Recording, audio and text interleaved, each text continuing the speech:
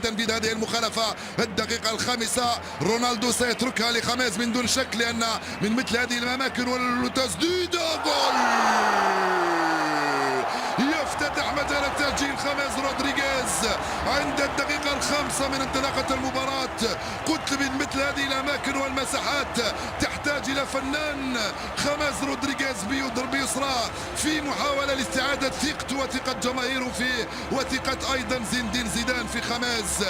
هدف مبكر هو السادس لخاميس رودريغيز مع الريال. جول بتسديدة باليسارية على يمين ريزغو. ريال مدريد حقق المهم في الخمس دقائق الأخيرة. بيبي فتح الطريق أمام هذه التسديدة. الارتماء كانت متأخرة من آسيا ريزغو. جول لريال مدريد أمام ايبار في سانتياغو برنابيو في مدريد بعد 5 دقائق لعب. طبعا الريال الذي لم يسجل غالبية أهدافه في الربع ساعة الأول، يعني مقارنة بالبارسا أو حتى بأتلتيكو مدريد هو أقل الفرق التي سجلت في الربع ساعة الأول. الريال لا يمكن أن يكون ريال من دون نجوم كثر. الكرة ممتازة لرونالدو يلحق عليها هيلة من رونالدو.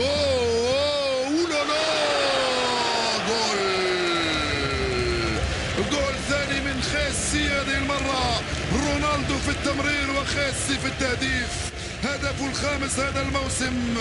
التوغل من كريستيانو، المراوغة ثم التمرير. لاحق خيسي امام انظار خوزي لويس مانديليبار. وتسجيل هدف ثاني عفوا هو لوكاس فاسكيز الذي سجل الهدف الثاني لفريق ريال مدريد وهدفه الثاني له هذا الموسم بعد هذه الانطلاقة من كريستيانو رونالدو. في الخلف لحق عليه لوكاس فاسكيز.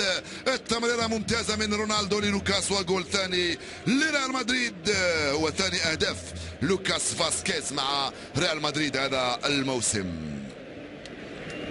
هدفان مقابل 0 بعد 18 دقيقة لعب منذ انطلاقة الشوط الأول من هذه المباراة. طبعا الريال بصدد تحقيق المهم وهو تسجيل هدفين في ظرف 20 دقيقة الأولى من عمره أمام راميس. وانطلاقة مرة أخرى من خيسي.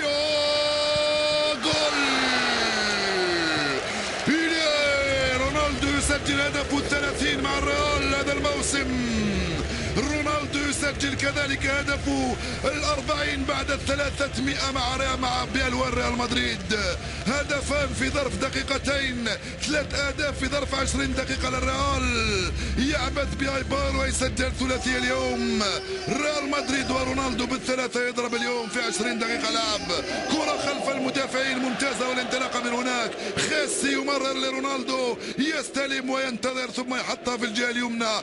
3 أهداف سجلت من الجهة اليمنى للحارس ريزغو. ريال مدريد 3 ايبار 0. رونالدو يقفل الرقم 30 في عدد اهدافه في الدوري الاسباني لهذا الموسم مع فريق ريال مدريد، وهو الهدف الثالث والأربعين في 41 مباراة في كل المنافسات بين دوري الابطال وكاس الملك والدوري الاسباني. 3-0. طبعا حتى في تدوير اليسرى من الخط الامامي لفريق الريال تلعب ثنائيه مع خماس رودريغيز. انطلق خيسي البحث عن رونالدو. انطلق خلف المدافعين من هناك على اليسرى. خيسي وكريستيانو دخل رونالدو.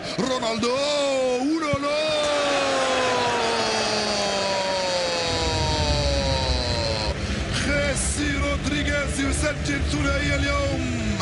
كرة على طبق من كريستيانو رونالدو. 6 أهداف خيسي، 4 أهداف الريال من هجمات معاكسة. ال4 أهداف كلها سجلت بنفس الكيفية والطريقة. اللعب المباشر والسريع والهجمات المعاكسة. دفاع ايبار في خبر كان يخطئ ويضيع كرات يستثمر فيها الريال. ينطلق كريستيانو من جهة وينطلق لوكاس فاسكيز من جهة ثانية وينطلق خيسي وحتى خاميس رودريغيز. رونالدو توغل داخل منطقة العمليات. لوكاس فاسكيز راح للقائم الأول، خلى المجال لخيسي في القائم الثاني. على طبق استلم حطها بيمناه بوجه رجله اليمنى في شباك مرمى الحارس ريزغو. بالأربعة يضرب الريال بعد 40 دقيقة لعب منذ انطلاقة الشوط الأول. 4-0 أمام ايبار. الضريبة قد تكون أثقل في نهاية المطاف. يا سلام على خيسي، 5 أهداف سجلها.